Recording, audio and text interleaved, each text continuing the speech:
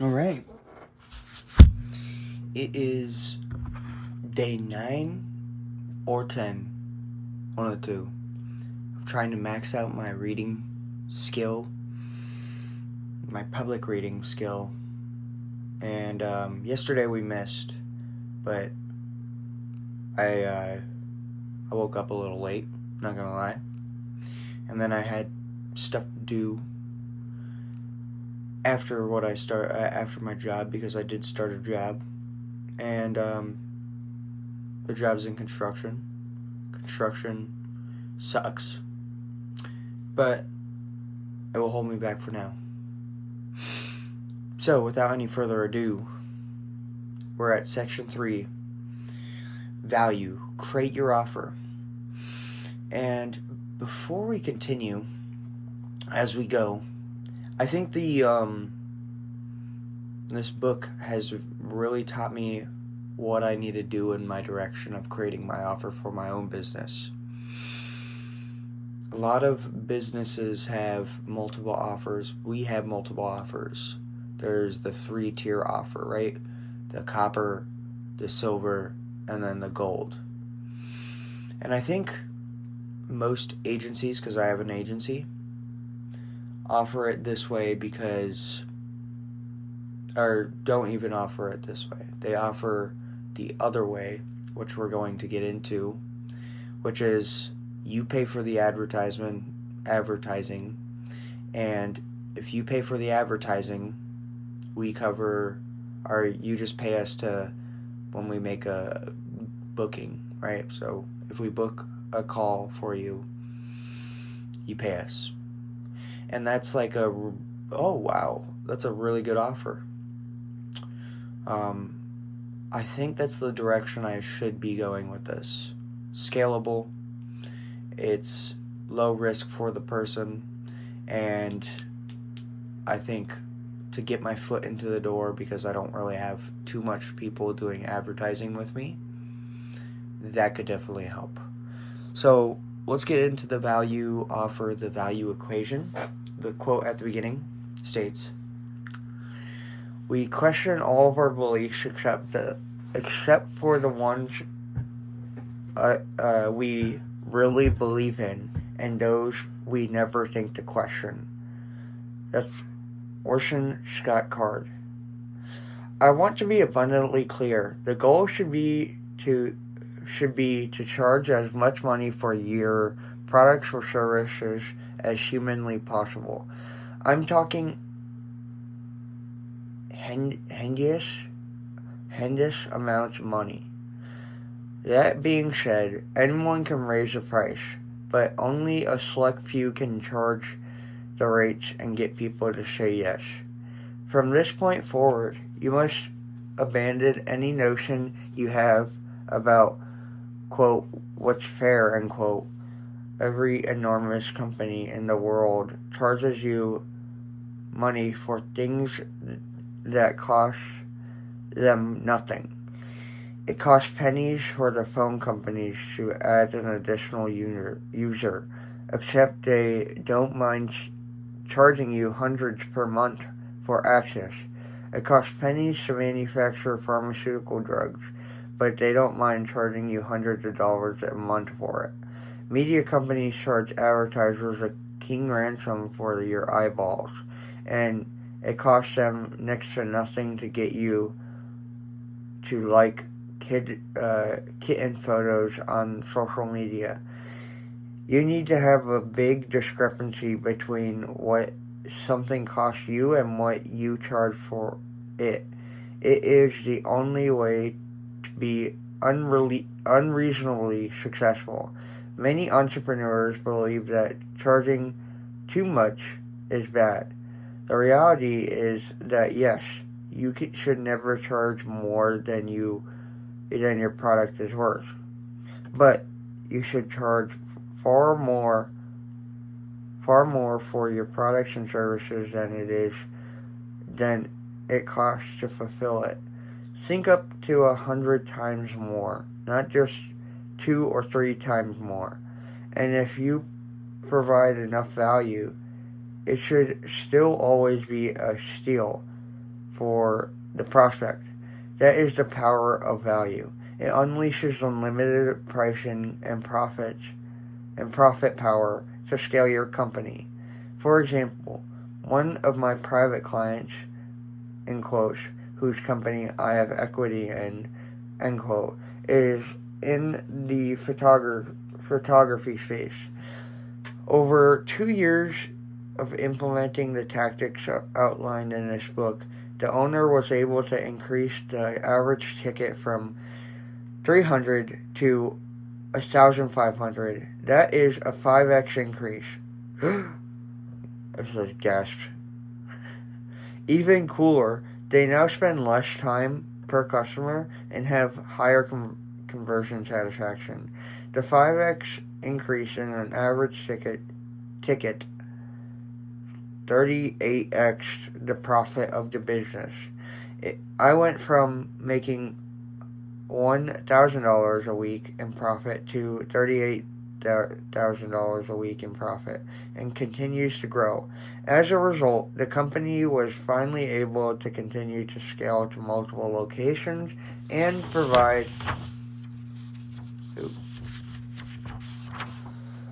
meaningful work to great employees. And a fun benefit, we were able to donate even more money to children's charities, which is something the owner and I have in common. But none of that would be possible without figuring out what people value most, tripling down on it, and ruthlessly eliminating everyone else. A 5x price increase may seem crazy to you, but clients voted with their dollars. That's what the company provides now. Or what the company provides now is far better than what it did before. Cracking value opens up the world of unlimited profits, impact, and possibilities. Those who understand value are the ones who will be able to charge the most money for their services.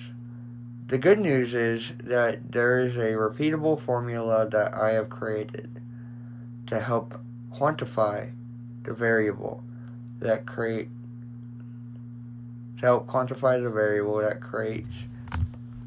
created value for any offer.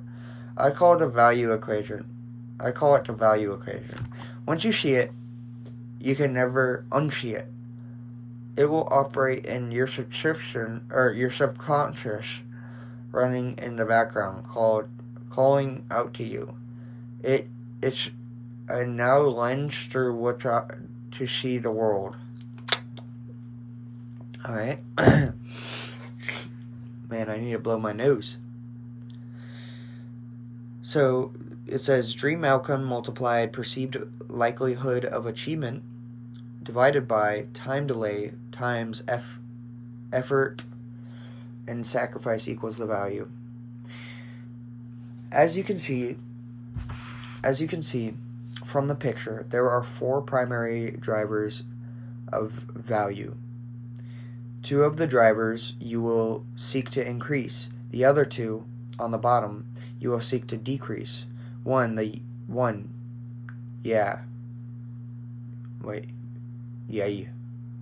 dream outcome, goal increase. 2, YAY, perceived likelihood of achievement, goal increase.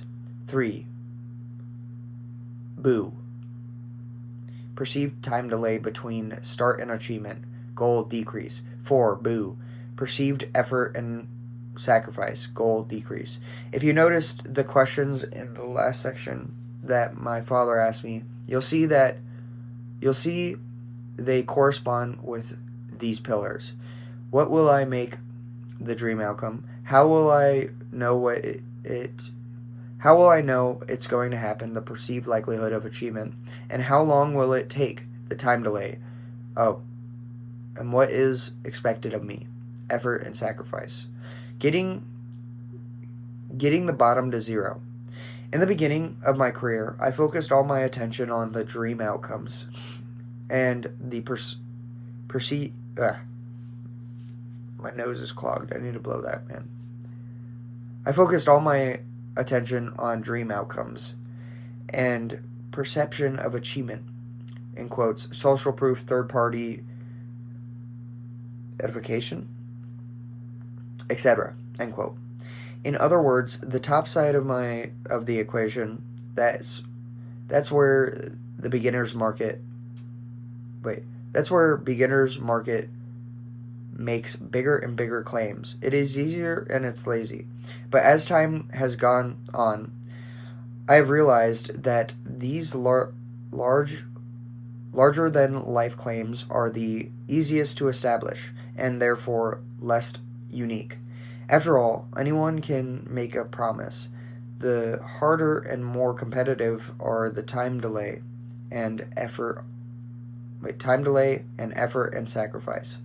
The best companies in the world focus all their attention on the bottom side of the equation, making things immediate, seamless, and effortless. Apple made the iPhone effortless compared to other phones at the time. Amazon made purchases with a single click of a button and made purchases arrive almost immediately.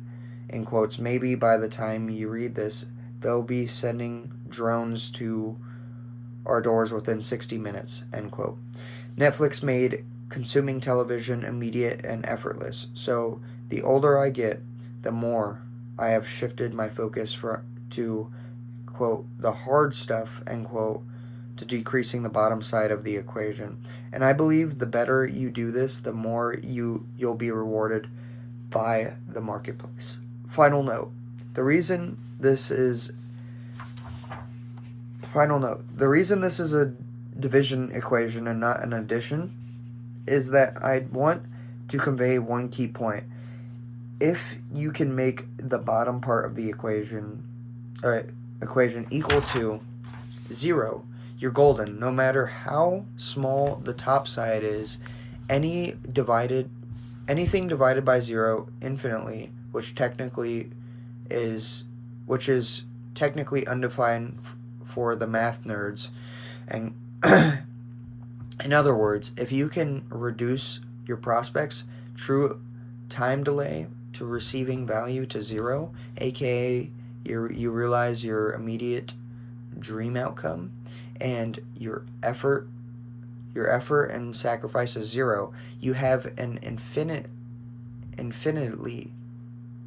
infinitely valuable product. You have an infinitely valuable product. If you accomplish this, you win the game. Given this a prospect would, in theory, purchase something from you, and the moment their credit card was run, it was immediate because it would immediately become their reality. That is infinite value. Imagine clicking the purchase button on a weight loss product and instantly seeing your stomach turn into a six-pack. Or imagine hiring a marketing firm and as soon as you sign your document, your phone began ringing with new qualified prospects. How valuable would these products/services be? Infinitely valuable. And that's the point. I don't know if we entrepreneurs will ever get there, but that is the hypothetical limit we all should strive towards, and why I structured the equation this way. Perception is reality. Perception is reality. It's not about how much you increase your prospect's likelihood of success, or decrease the time delay to achievement, or decrease their effort and sacrifice. That in itself is not valuable. Many times they will have no idea the Grand Slam offer only becomes valuable once the prospect perceives the increase in likelihood of achievement, perceives the decrease in time delay, and perceives the decrease in effort and sacrifice. A prime example of this happened in the London Tunnel System. The biggest increase in rider satisfaction, aka the value, was never from faster trains to decrease wait times. Instead, it was a simple dotted map that showed when the next train was coming and how long they'd have to wait. The dotted map, which only cost a few $1,000,000, became the rider's perception of time delay and sacrifice. More than actually making the trains run faster, which would cost billions of dollars to do. Isn't that cool? This is how we need to think about our own products. That's actually huge. That's huge. Okay. What do we have for time here? 50 minutes. I kind of want to stop here because it's about to get even more juicy. So, we'll save the rest of the juiciness for tomorrow. And thank you guys for sticking around, listening to me read. I do watch these back to learn how much better I'm doing. I really noticed as I start to read and continue on throughout it, one of the things that I suck at is I will read really effectively for about a paragraph or a sentence, and at the end of the sentence I'll think on the sentence, right? And I'll be like, did that make sense, in the back of my head? And that makes me then stutter. So having to slow down using this tool helps out a lot. Other than that, I'm outie.